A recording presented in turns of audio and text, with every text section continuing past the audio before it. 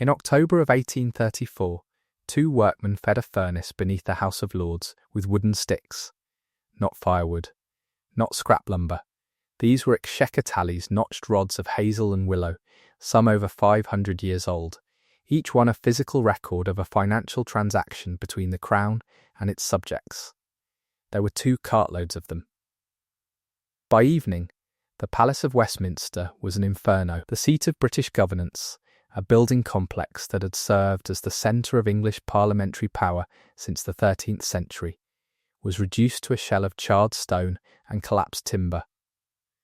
The official cause was an accidental chimney fire, ignited by the overzealous stoking of those basement furnaces. An administrative miscalculation. A regrettable accident, the kind of story that wraps neatly around a catastrophe and keeps it from asking questions. But there is a problem with this story. It is not that the fire happened. Fires happen. The problem is what was inside those sticks, why they were being destroyed in the first place, and what else vanished in the blaze that had nothing to do with tallies at all. Because Parliament did burn in 1834. That much is beyond dispute.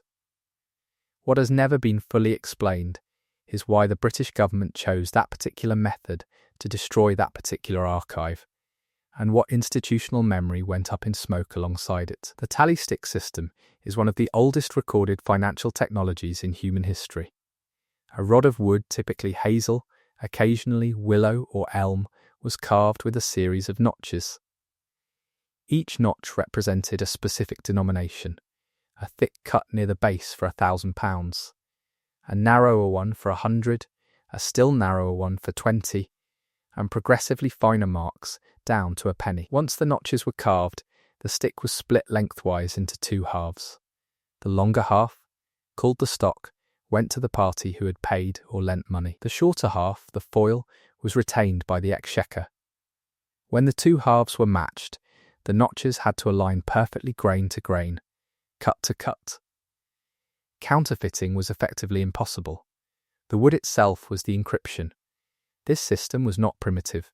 It was elegant, decentralized, and functionally incorruptible. It operated continuously from at least 1100 AD, when Henry I formalized its use, until 1826, when the Exchequer finally discontinued tally sticks in favor of paper-based accounting. That is 726 years of continuous institutional use. 7 centuries of financial records encoded in wood, and the British government chose to destroy them by feeding them into a furnace in the basement of the building where Parliament sat. The decision was not made hastily. It was not made in 1834 at all. The tallies had been accumulating in storage since their discontinuation in 1826. For 8 years, carts of these sticks sat in various rooms and cellars beneath Westminster, taking up space that administrators wanted cleared. Several proposals were made for their disposal. They could have been distributed to the poor as firewood. They could have been burned in an open yard, safely away from any structure. One official reportedly suggested they be carted to a field and burned in supervised batches. Instead, the decision was made to burn them in the basement furnaces of the House of Lords furnaces that had not been designed for sustained high-temperature combustion, housed in flues that ran through ancient walls lined with centuries of accumulated soot. The Clerk of Works, Richard Wiobley, was later questioned about why this location was chosen. His testimony at the inquiry was brief and unsatisfying: convenience. It was simply the nearest furnace. 2 Irish labourers, Joshua Cross and Patrick Furlong, were tasked with the job. They began feeding tallies into the furnaces early on the morning of October 16th. By mid-afternoon, the housekeeper of the Lords, a Mrs. Wright, noticed that the floor of the chamber above was becoming dangerously hot. She reported it. Nothing was done. By 6 o'clock that evening, smoke was curling from beneath the doors of the House of Lords. By 6:30, the chamber was fully ablaze. The fire burned through the night. It consumed the House of Lords entirely. It gutted the House of Commons.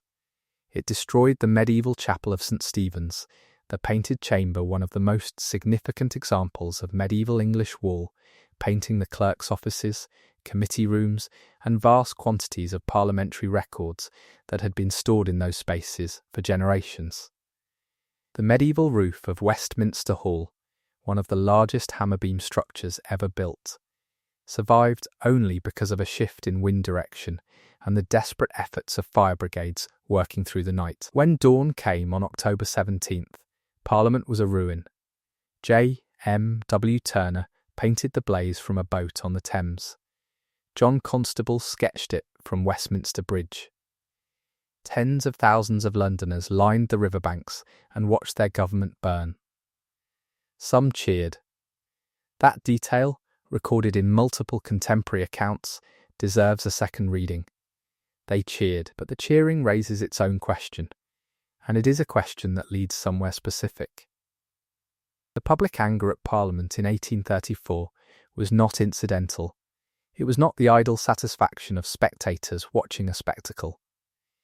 Britain was 2 years past the Reform Act of 1832, a law that had reshaped parliamentary representation after decades of public agitation. The old system of rotten boroughs constituencies with virtually no residents that were controlled by wealthy patrons had been partially dismantled, but the process had been bitter, contested, and widely perceived as incomplete. The House of Lords had blocked the Reform Bill twice. The King had been forced to threaten the creation of dozens of new peers to push it through. The public remembered that obstruction. They remembered who had tried to prevent reform.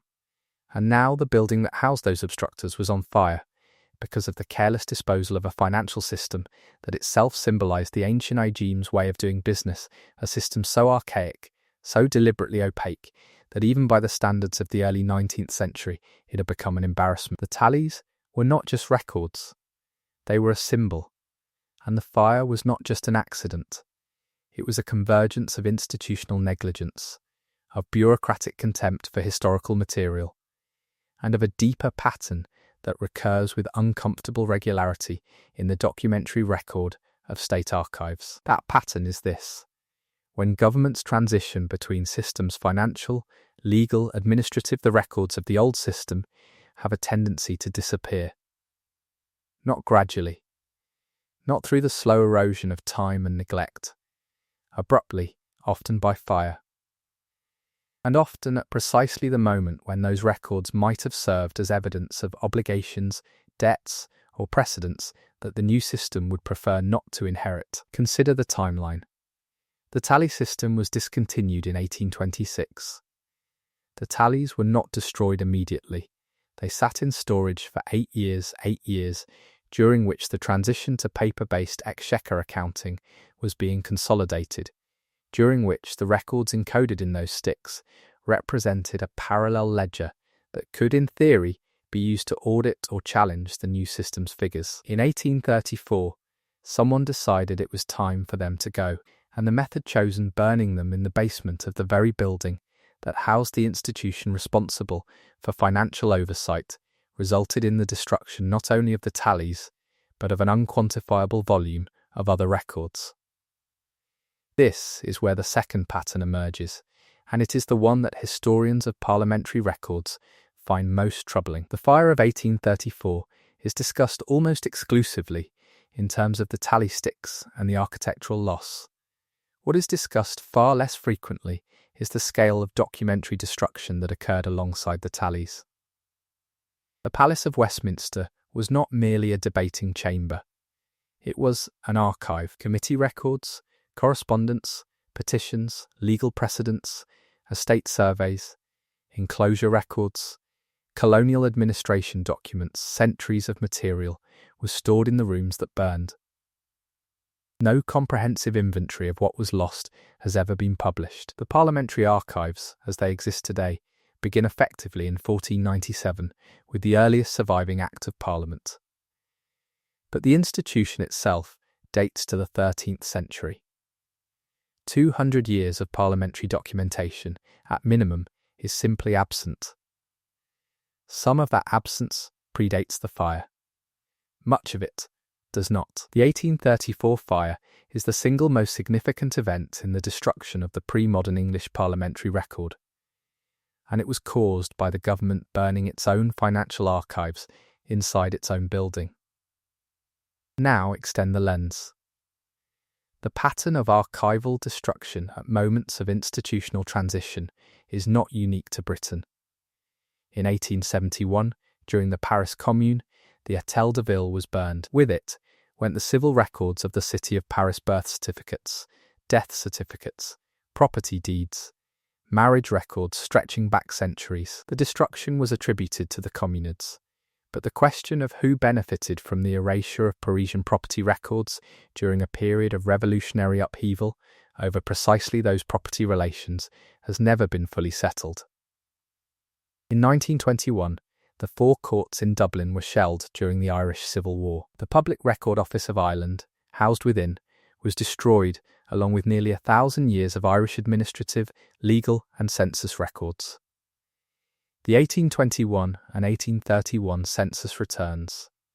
Church of Ireland parish records. Chancery, Exchequer and administrative rolls dating to the Norman period. Gone.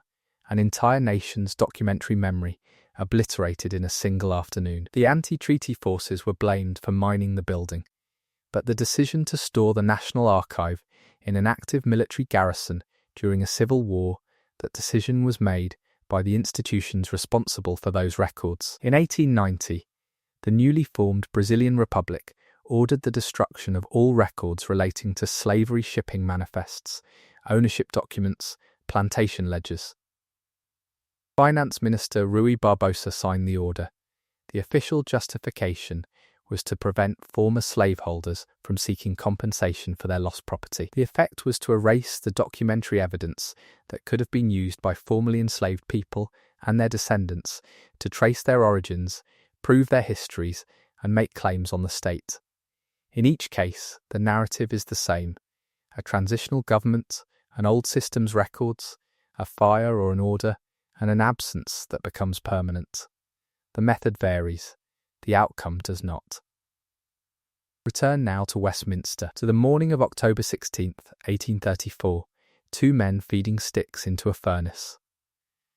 The question is not whether the fire was accidental. The subsequent inquiry concluded that it was, and there is no documented evidence of deliberate arson. The question is upstream of the fire. It is about the decision. Who decided the tallies should be burned in that location? Who overruled the safer alternatives? Who failed to act when the housekeeper reported the overheating floor? And this is the question that the official inquiry never satisfactorily answered, was a complete inventory of the non-tally records stored in the palace ever conducted before or after the fire. The answer to the last question is no. No complete inventory exists of what was in the palace before the fire. No complete inventory was made of what survived.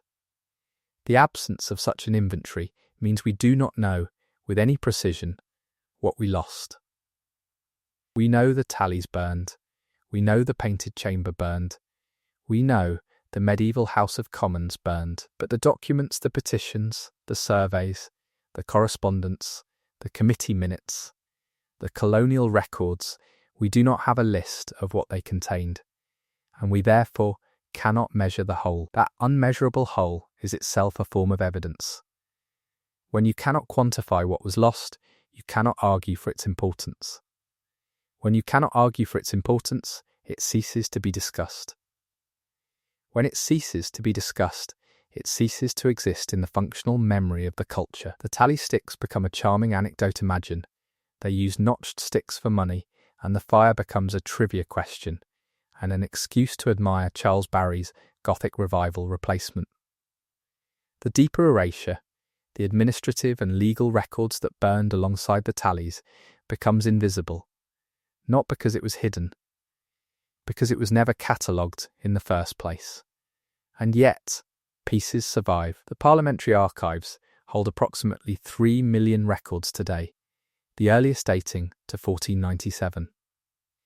But the collection is riddled with gaps that correspond precisely to the areas of the palace most damaged in the fire. Certain committee records from the late 18th century exist in fragmentary form pages, singed at the edges, ink faded by heat exposure, clearly recovered from the fire but never fully restored or catalogued. The National Archives at Kew hold Exchequer records that survived because they were stored at other locations, and within those records are references to documents that should exist in the parliamentary collection, but do not. Cross-referencing what survives at Kew with what should survive at Westminster reveals a pattern of absence that is concentrated in specific areas: colonial administration between 1690 and 1740, enclosure proceedings between 1750 and 1810, and financial oversight records from the final decades of the tally system itself. These are not random gaps. They cluster around periods of significant land transfer, colonial expansion, and financial transition, precisely the periods where a complete documentary record would be most valuable to historians, and most uncomfortable for the institutions that inherited the outcomes of those processes. Meanwhile, the tally sticks themselves did not entirely perish. A small number survive in museum collections and private holdings. The Bank of England possesses several. The Society of Antiquaries holds others. These surviving tallies are remarkable objects. You can hold one in your hand and read its notches, a debt recorded in wood grain, a financial obligation made physical in a way that paper never achieves. The grain of the hazel runs through the notch. Split the tally, and the two halves are as unique as a fingerprint. No two trees produce identical grain. The system was not merely functional. It was, in its material logic, more secure than any paper ledger or digital database. It could not be retroactively altered without leaving visible evidence. It could not be forged without access to the original wood. And it could not be erased except by fire. The surviving tallies have been studied, measured, and photographed. Their notches correspond precisely to the denominations described in Exchequer manuals. They confirm that the system worked exactly as documented. They confirm that 7 centuries of financial records were encoded in this medium, and they confirm, by their scarcity, the scale of what was fed into those furnaces on an October morning when someone decided that convenience mattered more than memory. The Palace of Westminster that stands today is not the building that burned. It is Barry and Pugin's masterpiece, completed in stages between 1840 and 1876, a Gothic revival cathedral of governance, designed to look older than it is to project continuity with a medieval past that the fire had severed. The Victoria Tower, at the southern end, was built specifically to house the parliamentary archives, a belated acknowledgement that perhaps storing irreplaceable records in the basement of an active government building near furnaces was not the wisest archival strategy. The tower is fireproof. Its 12 floors of steel shelving hold the surviving records in climate-controlled conditions. The lesson, apparently, was learned. But the lesson that was learned was about storage, not about destruction. The question of why the tallies were burned in the basement was answered: carelessness, convenience, bureaucratic inertia, and the file was closed. The question of what else burned, and whether any of it was material that certain interests preferred not to preserve, was never opened. It remains, to this day, a question that the documentary record cannot answer, because the documentary record is precisely what was destroyed. Think about that for a moment. The evidence that could answer the question is the evidence that burned. The inventory that could measure the loss is the inventory that was never made. The system that could have audited the transition from tallies to paper is the system that was fed into the furnace. Every avenue of investigation leads back to the same absence, an absence created not by time, not by war, not by natural disaster, but by 2 men, a furnace, and an administrative decision that no surviving document adequately explains. The hazel sticks are ash now, but the question they carried is still burning.